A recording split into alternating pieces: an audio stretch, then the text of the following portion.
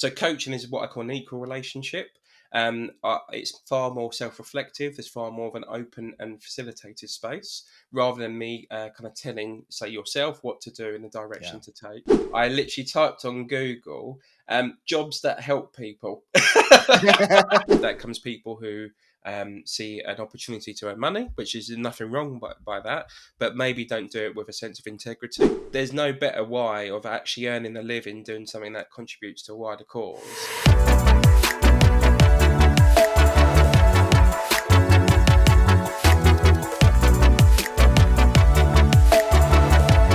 Welcome to episode 63 of Superstates, Practices of Transformation with me, your host, Joshua Peters. Superstates explores the crossroad of trans states with personal or professional growth.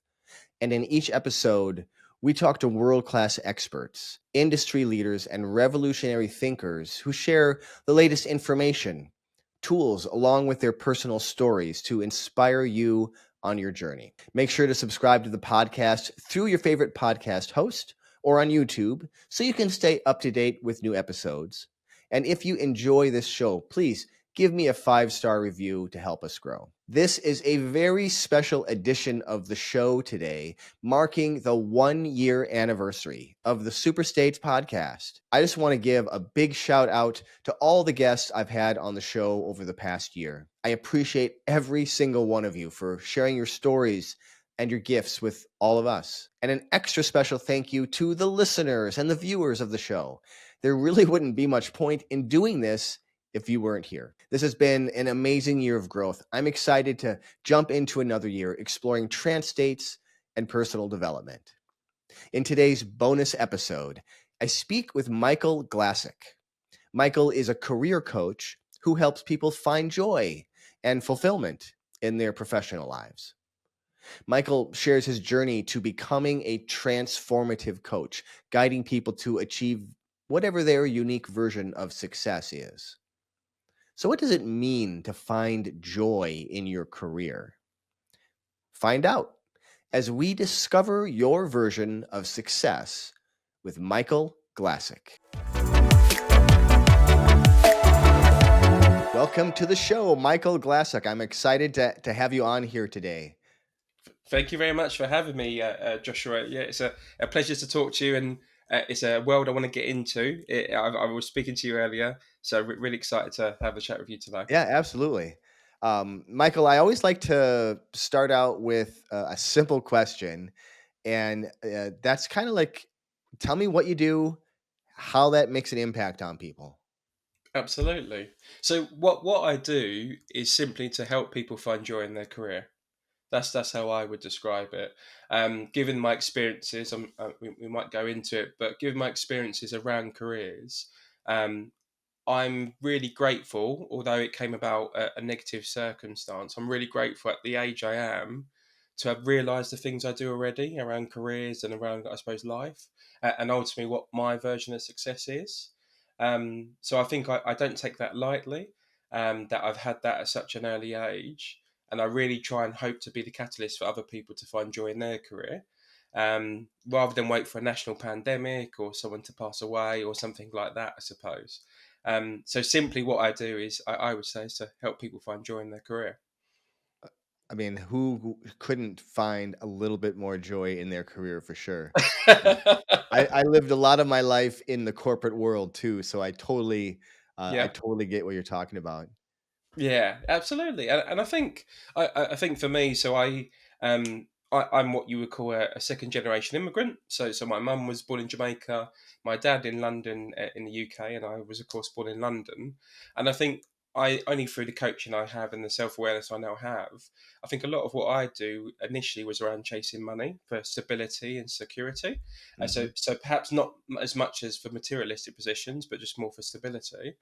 And then when I fell into the NHS, the National Health Service, in the UK, that's when I started to find a home because simply the NHS is about contributing to a cause that's wider than you. You know, helping patients, helping the wider public. Um, but through that journey, I suppose, as much as I was helping people and I was rising up the ranks, my joy would slowly disappear after every promotion I had. I'd be in more and more meetings, thinking more strategically, speaking lots of words around the table, but not necessarily seeing the action that affects people's lives.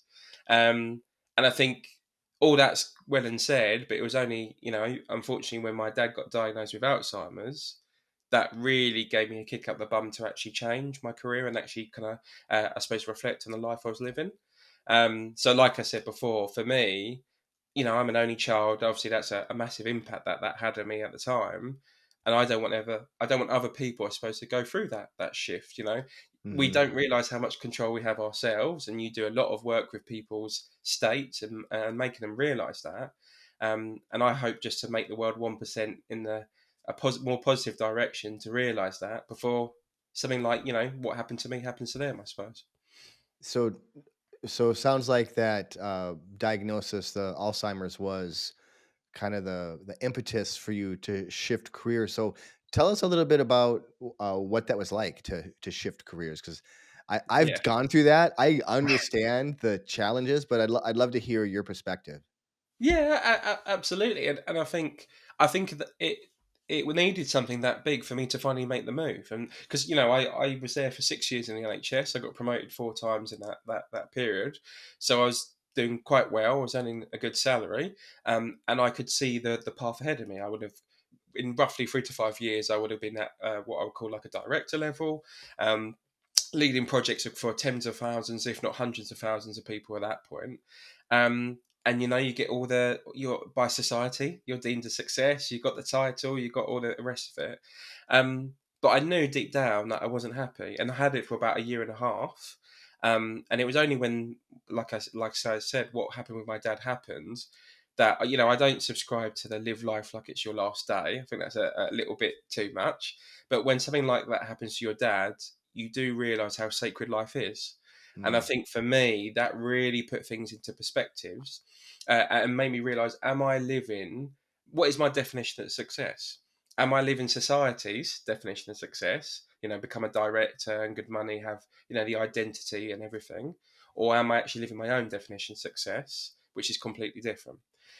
So for that to happen, that really was the catalyst for me to start thinking about different careers. That was when overnight my mind changed, but then it was a good 6 months to a year to actually, embed and implement that transition. And that from there, and I always laugh, and people laugh when I say this. I literally typed on Google, jobs that help people. I was like, I have no idea. I have the foggiest what to do. I'm just going to put jobs that help people. Obviously, various things came up. A lot of stuff came up with health and social care, clinical roles, etc. And then this word coaching popped up. And I said, what the hell is coaching? I have no uh-huh. idea what that is. And then, of course, I went into a black hole of podcasts and books. And there was a specific episode.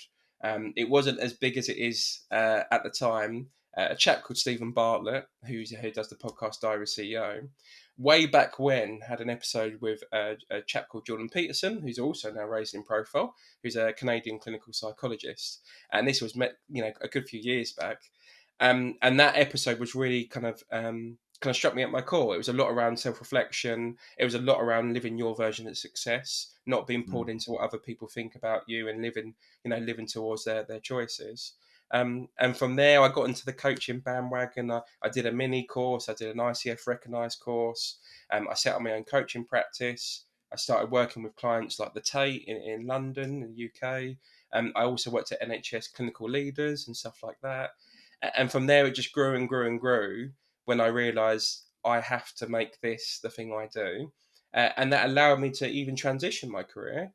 So I now also work at a university, so a higher education organisation, to help kind of grads and postgrads with their careers as well. So it's really allowed me to kind of flip my career. And again, there's a constant theme. I just feel, you know, it's a shame. It's good and bad. There's a silver bullet in a way that thing happened to my dad, and I just wish that the rest of the world doesn't have to experience that pain and suffering to get to that place. Sometimes we have to, but I think that we can take control of a lot more things than we realise, I would say. Yeah, for sure. So, so you found coaching just by Google searching it, got Yep. fascinated. What would you say as you're speaking with, it sounds like students, but other people who are transitioning? What do Yeah. you think is the most misunderstood aspect around coaching? Absolutely. So for me, it's a really, really good question. For me, I think even in the UK and America, the understanding of coaching is quite different. So for me, I always talk about therapy, coaching, and mentoring, and the differences for me. Therapy is often focused on the past and how past events affect you to your present day. Coaching is what we call an equal relationship. And just to kind of caveat, I'm not saying any discipline is better than another. I Hmm. think they're all amazing disciplines in their own right, and they're best. They're all tools to be used at the right time with the right person. So coaching is what I call an equal relationship. It's far more self-reflective. There's far more of an open and facilitated space rather than me kind of telling, say, yourself what to do in the Yeah. direction to take. Whereas mentoring is what I call an unequal relationship. Now that doesn't mean it's a bad thing, but mentors are much more directive and will kind of suggest, okay, Joshua, you want to go into accountancy? I would suggest CMA or ACCA. Check out those websites. That might be the right chartered path for you.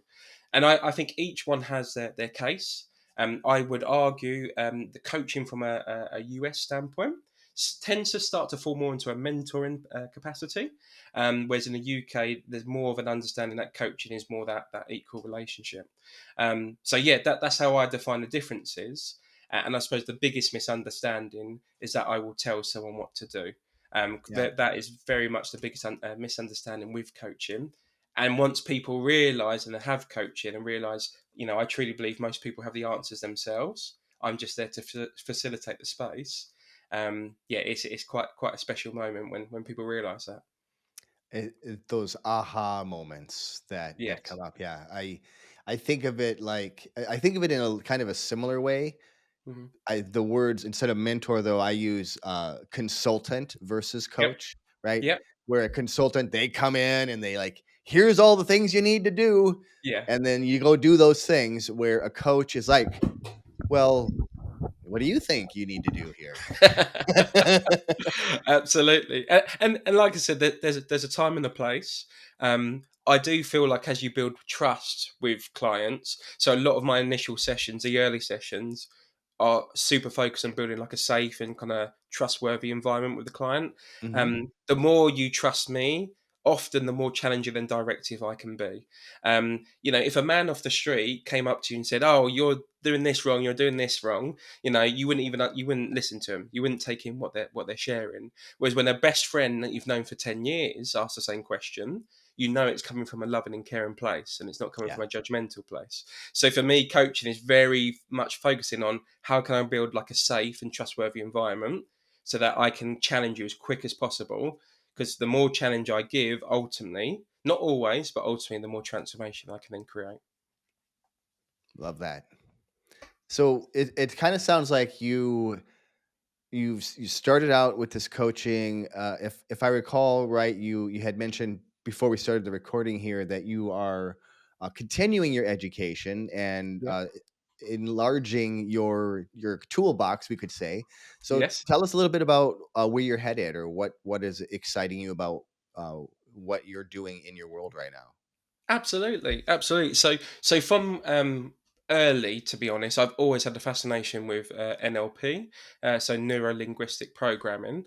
You know, I don't know many coaches who don't, but I've always followed kind of people like Tony Robbins, who's kind of been one of the mainstays in the industry, who leans on some of those techniques as well. I'm also delving in my own coach. So this is my personal view. I truly believe every coach should have their own coach. Every therapist should have their own therapist. And I do that. I followed that as soon as embarked on my coaching journey. I had a coach myself to this day. My current coach is actually, funny enough, is a coach and hypnotherapist. Hmm. So which is very much in alignment with where I'm wanting to move into. So I now am delving into the world of conversational therapy as well, and more about trance states, not as opposed to you're very sleepy and there's a kind of a timepiece being waved in front of you, more a trance state where you have your eyes open. and there's various techniques that a structure almost that you kind of go through. So yeah, I always, when people say, you say about this definition of success, Michael, what's yours? Now there's many factors to it, but the biggest one is to be coaching half a day a week when I'm 80 years old. Like that is my goal of success. And I darn say, if I'm coaching still at 80 years old, I'm going to be learning a thing or two. And I'm going to be constantly expanding, constantly wanting to take on knowledge, not thinking, once you finish your coaching training, that's just the start. That isn't the end. That's just the start of your journey. And if that scares you, this might not be the best practice for you. Yeah. So for me, it's exciting to speak to people like yourself. This is really if I can solve or help someone to solve their own problems in a shorter period of time or to a greater level, why would I not do that? I'm doing a disservice to my clients. So that's my a strong value of mine. Clearly, as you can hear, is lifelong learning, Yeah. because it not only makes me excited, it allows me to actually serve my clients the best I can. So, yeah. I really appreciate that and resonate a lot with that. In fact, Mm. some of the thing what you just said about, well, if I could help my clients get there faster, why wouldn't I do that? Yeah. That's why I got into this for that Yeah. exact reason because I had been stuck too. Um, I wanted to ask you. I had something I wanted to ask you around uh, the NLP work. Are you so you're working with a coach who is also a hypnotherapist? Are you doing training on becoming an NLP practitioner yourself? Yeah, so I'm looking at pardon me, I'm actually looking at the avenues now. So there's various bodies and Yeah, various kind of training to go through. It was a bit like when I first started coaching. It's a bit of a education exercise just to yeah, understand the landscape of coaching. Of right, we've got the EMCC, European Mental and Coaching Council, the AC Association of Coaching, got the ICF, International Coaching Federation. There's a lot to kind of digest. So there is a British kind of physiotherapy or psychotherapy, sorry, body, but I'm just in that place now. Thankfully, my current coach, clearly, that was one of the reasons why I chose him as well, because he's in that world. yeah. But that said, I'll be really interested to know your journey and how you, like you said, it sounds like you came from a almost a similar path to me, maybe from a coaching background, but then fell into this space to deliver results maybe quicker or to a greater level.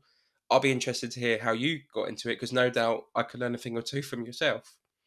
Yeah, I mean, I can share real briefly what that is. Um, and so I was in corporate, like I said, Hmm. for about 14 years. I had actually transitioned twice out of completely different careers Hmm. into this one.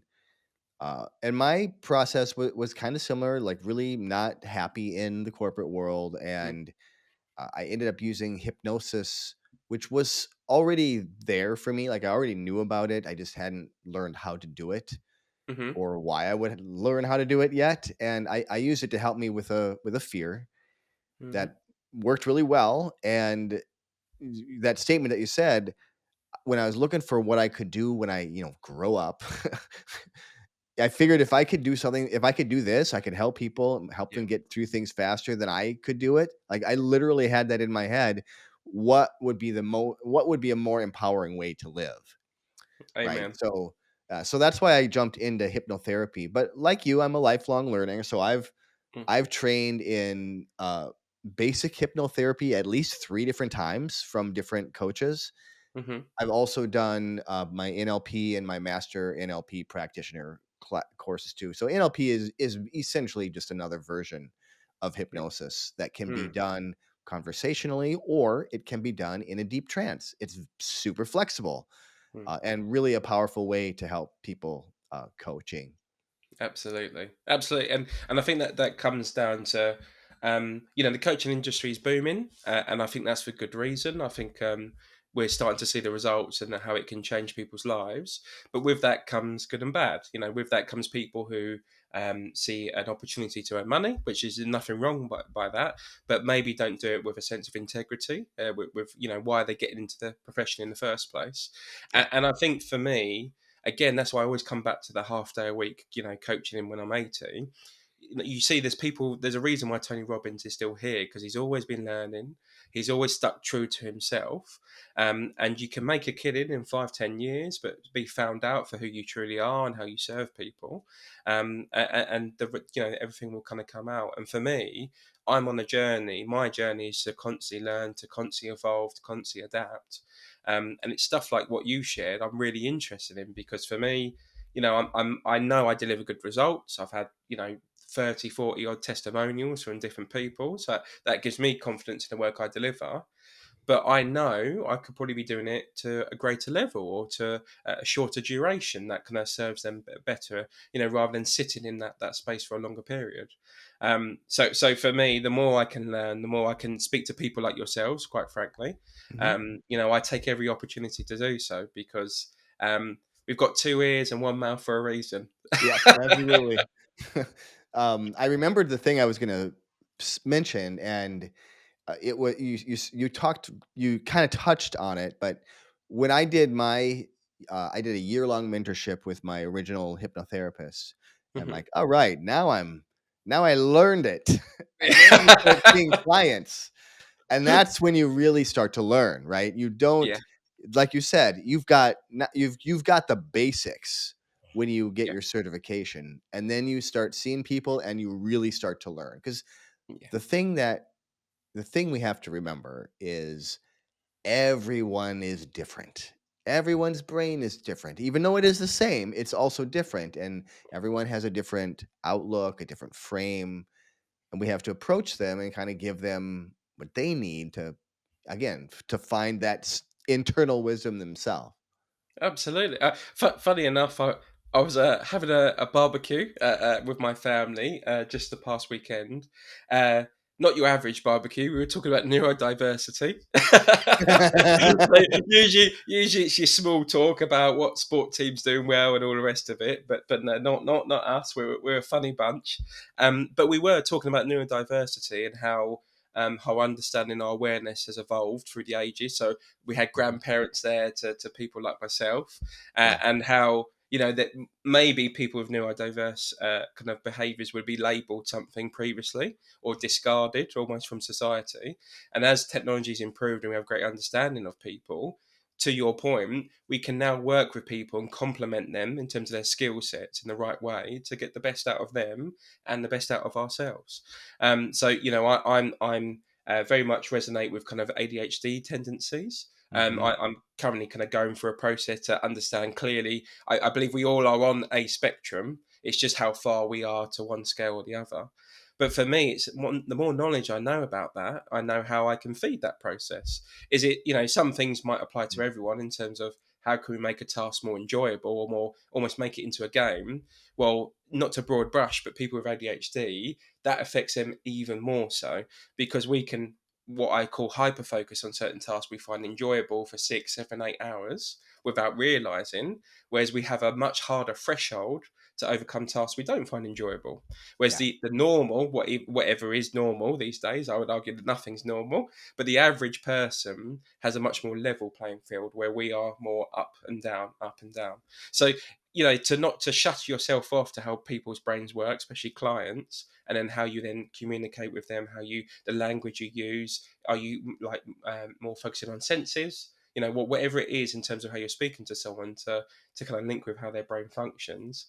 These are all little hidden gems that we can not just do in a coaching journey, in a coaching relationship, but in a workplace. And I think finally, in the last 10 to 20 years, you can see how workplaces are starting to evolve and realize how we're all being complementing skill sets, and we're not all the same cog in the wheel, I suppose. Yeah. Yeah. My niece recently had an autism diagnosis, Hmm. and it I don't know why none of us considered this as a possibility, Hmm. because now when you look back at kind of how she grew up and just kind of her personality and some of the little quirks that we just Yeah. looked at him as little quirks, there's like, oh, this makes so much more sense now. And it's kind of sad that it took so long for her to get to that, but at Yeah. least we know. And now, and that is a starting point to um interacting with her in a more empowering way Yeah. than it was just like, well, you got to fit into this box here. Like everybody else is in the box. Why can't you go in the box? Yeah. Yeah. No, I love that, and there's there's many studies. There's quite extensive studies on actually the later diagnosis of females with autism as opposed to males.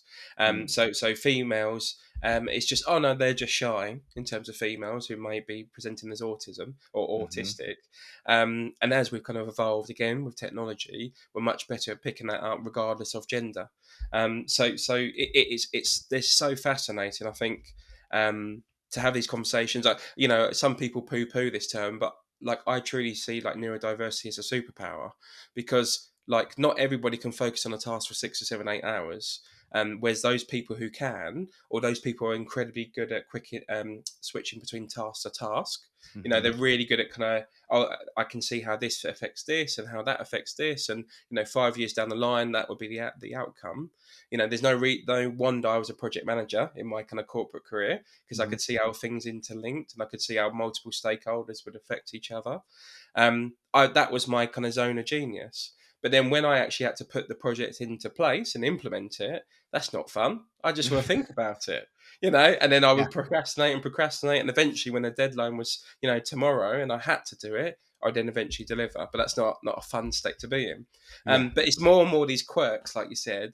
I think it's just us. We all have these amazing superpowers, and I think that's why I do like community and kind of organisations that realise this and actually kind of make sure you actually whether it's value based recruitment or it's actually like play into people's strengths as opposed to like you said we're all one box, we're all one cog. If you're different, we're kind of throw you aside. Mhm, mm. So what you're relatively new here. There's a lot of energy I'm getting from you. Like you're excited about learning. What do you how do you envision the future of coaching for personal or professional growth? Like what kind of what's lighting you up right now? What's like I mean what's like to what you said, what's lighting me up is there's a book that you will most definitely would have heard and your listeners as well in terms of Start With Why by Simon Sinek. Hmm. And I think my why essentially is to inspire people to do what inspires them, and the longer one of that is to inspire people to do what inspires them so that together we can create a more caring and compassionate world. Because I truly believe the more people that in roles they enjoy, now your job is not the be all and end all, and I want to make that clear. We have an identity outside of our professional capacity. But if we're more joyful in that space, I think there's such a ripple effect that when you come home, everyone's met a really negative receptionist. You can only imagine when they come home and they bring that negative kind of framework into their house, into the people they meet, and the Yeah. negative ripple effect that has. For me, that why there's no better way of actually earning a living doing something that contributes to a wider cause, and in turn allows me to learn, and allows me to have a level of fulfillment. It really is. I'm not kind of winning at someone else's expense, and I Mm, think that's how a lot of the world currently operates. But in terms of how I see the coaching world evolving, I think whether we like it or not, I do think artificial intelligence will play a factor. I think a lot of what I call functional coaching will change. So, more action based coaching or functional coaching, where I have a goal to attain. It's rather logical. There's a kind of clear steps I need to have. I just need an accountability buddy to support me to said goal. I think that will be shifting a lot into artificial intelligence. I think we're already seeing that now to a certain degree. I think more transformational coaching, and I would argue more the stuff you're leaning into. I think there will be a greater niche and a greater need for that space. mhm, And I equally like the world. I speak to my parents, and I can see people or speak to people who are older than me. The world has a very rhythmic effect. So for me, we're going into more a technological space, kind of lacking social interaction in person and finding it through technological devices. Might be wrong. I do see a swing back to meeting people in person and having a craving for human connection. mm, So for me, that's a key piece about my lifelong learning to embrace artificial intelligence for certain purposes, but to go into that hyper niche of really helping people's minds, really focus on emotional transformation, not just at a kind of a high level, at a real kind of core fundamental level. Because for me, I think that will truly have a place, and especially when there's a need for human connection, I think those coaches who've stood the test of time will Mhm. be in even greater demand when we get there. So that's my, I suppose, how I see coaching industry evolve, but equally, I suppose, my place in it, I'd say. Love it. And Michael, how can people learn more about you? Yeah, so simply if you type Michael Glassock coaching, so Michael and then Glassock Glassock. If you just type Michael Glassock coaching on Google, you'll find me on LinkedIn, you'll find me on Instagram, and you'll find my website. It'll be a pleasure to speak to you to see if I can help support you. What I would say when I talked about coaching, mentoring, and therapy at the beginning, I stand by those principles. So I have had people come to me and I've directed them elsewhere. And even when Mhm. I've had coachees and I realise they're kind of falling back on past events, I will mid coaching journey refer them to a therapist that I work closely with. And then once they've moved past the past, I will then help them to move forward to the future. So yeah, I'm very careful on who I take on, and if it's not me, I'll be sure to direct you to the right place. I really like that. I do the exact same thing, and Mm, it's really it really helps to know who is your best fit. mm, To also have a wide plethora of colleagues that you can refer to, so that you can still help, right? Because you want to help people. yeah, How it's not about I have to help them myself. It's how can yeah, I help more people. absolutely, absolutely. And Michael, what's the one insight that you want the listeners to leave with today? Oh, I I think it's chase your version of success. Yeah. I think it absolutely is. I think the moment you realise that, and you realise whether it's your socials, Instagram, you're showing off to others, whatever it is, you're living even your parents' dream, not your dream. I think the moment you realise to chase your own version of success, I think life gets a whole lot more interesting, and I think it gets a whole lot more joyful. And yeah, I God willing, when my time comes, I hope if I can push the world just 1% towards that place, then I would have done my part. Love it. Thank you so much for joining me today, Michael. Thank you for your time. Hey there. If you feel like something holds you back from reaching your true potential, listen up. I've got something incredible to share with you. I'm offering a free 7-day email program that helps you break through those blocks to get to the unshakable confidence and success that you deserve. Imagine starting each day with a clear mind, a strong sense of purpose, and the confidence to go after whatever it is that you truly want. This program guides you through a powerful process to uncover and then eliminate the root causes of your limitations. You receive daily emails with practical steps, immersive audio exercises, and techniques that help you rewrite your personal story. As your expert coach, I am there to support you every step of the way. Now, people have used this program to remove old triggers and create a new empowering mindset, or others have used it to remove resistance to taking certain actions. You can have these same kind of results or something different. If you feel ready to break free from what holds you back, the fears, the worries, the anxieties, those old patterns, whatever they are, and you're ready to embrace a life of confidence and fulfillment, go to xfactorhypnosis.com/transform. It's completely free and you gain a more empowered you. You can use the link in the show notes or just type xfactorhypnosis.com/transform into your favorite browser. Thanks for listening. And remember, stay curious, keep growing, and embrace your transformation.